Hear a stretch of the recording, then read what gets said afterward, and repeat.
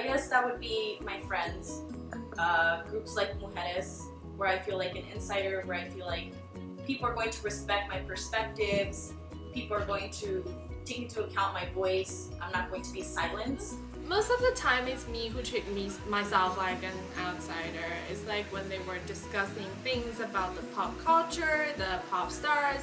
Even like speaking Spanish on this campus, like I'm aware of it, I'm loud, and I talk a lot. This is not an invitation for you to like stare at me and my friends and be like, oh, they're so loud. I think people treat me like an outsider, especially when I introduce myself in classroom environments, because when I try to introduce myself through preferred gender pronouns, a lot of people just don't get the concept. Most of the time I would just stand up and say, hey, I don't know about this, could you tell me about it?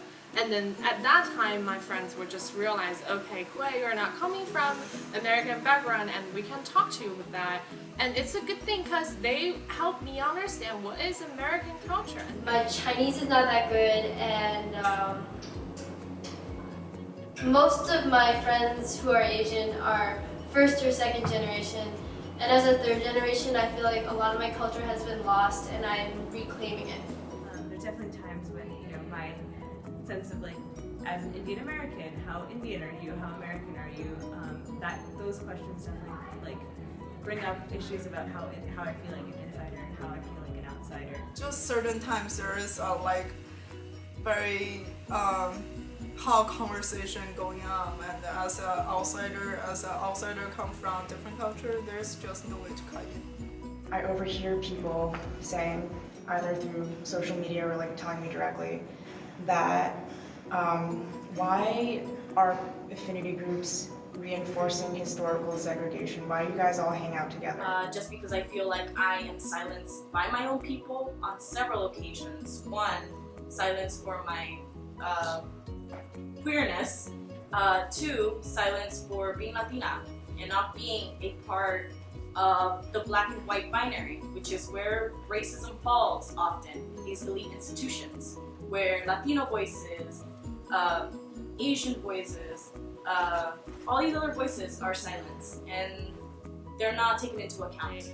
And then as a Bryn Mawr students, I'm just really proud of our tradition, of our sister love and all those things, that it gives me like a sense of I'm not really divided into two parts, but then like those two identities really makes me who I am. So I first read about the insider-outsider theory in ethics class, and it's used to describe public policy in whether or not insiders or outsiders should be involved in politics. And for me, it was really comforting to learn about this because it comes with the realization that nobody is a complete insider or outsider to any group.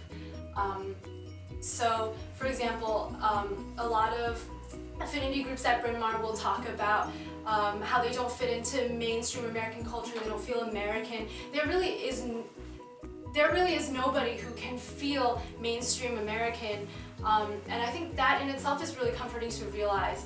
I think the problem comes when people expect you to conform to a certain insider or outsider identity. So for me personally, I've gotten comments such as, why don't you know this, you're Asian, or you should be good at this, you're Asian, making certain assumptions about my abilities, or downplaying my abilities because I'm an insider to this Asian model minority group, this model minority myth.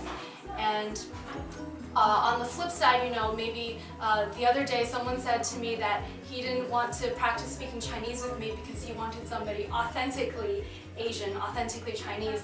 And so in that sense, I think not belonging to either the insider or outsider group is is something that doesn't necessarily have to be a problem. The problem is when people expect you to be one or the other. They expect you to conform to something.